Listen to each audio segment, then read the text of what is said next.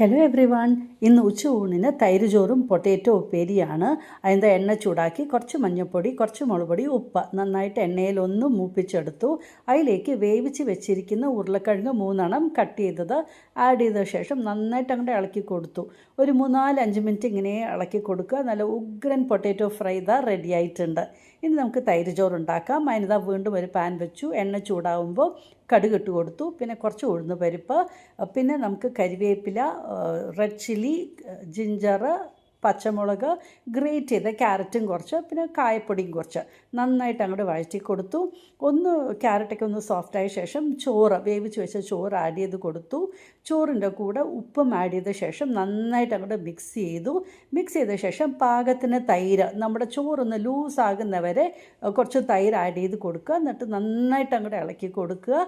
ഉപ്പ് പാകത്തിനുണ്ടോ എന്ന് നോക്കണം. അടിപൊളി തൈര് ചോറും പൊട്ടറ്റോ ഫ്രൈയും റെഡി ആയിട്ടുണ്ട്.